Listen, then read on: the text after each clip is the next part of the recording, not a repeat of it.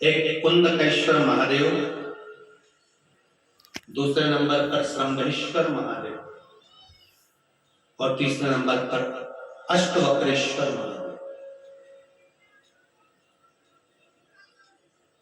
जिस समय पर लगे कि दवाइयां असर नहीं कर रही हैं, तब कुंदकेश्वर महादेव का नाम जरूर लो। डॉक्टर को दिखाओ, जांच कराओ, डॉक्टर की लाई हुई दवाई खाओ और साथ में कुंदकेश्वर महादेव का नाम। कई लोग ऐसे हैं जो बेलपत्री खाते हैं तो मुंह में छाले आ जाते हैं या तोरा तोरापन आ जाता है, स्वाद नहीं आता है, तो उस बेलपत्री को भोजन में, आटे में, चावल में, दाल में कहीं उसको मिलाकर भी खा सकते हो।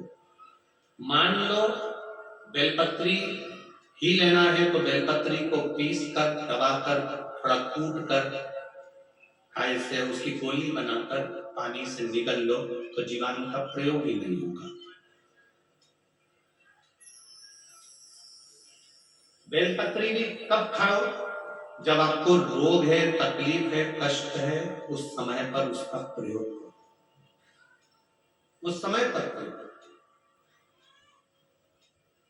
और इस सब चीजों में सबसे मूल है आपका विश्वास। एक महिला बैठी है, 9 साल, 10 साल, पर औलाद का सुख नहीं है।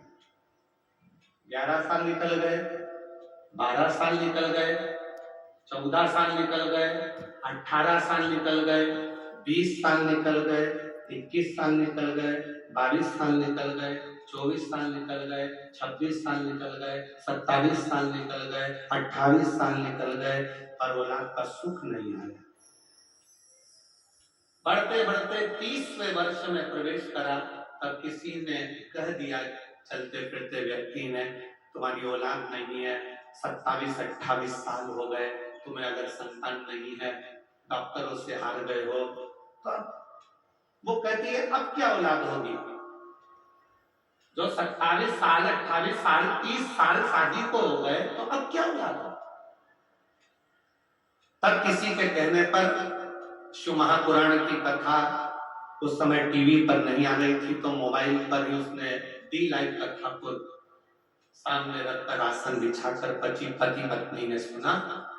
सुनते से ही सियोर चले गए कुबेरेश्वर बाबा के धाम और वहां जमीन पर सोए, विश्राम करा, 108 बार मंत्र जाप करा। मेरा नाम सरोज है, मेरे पति का नाम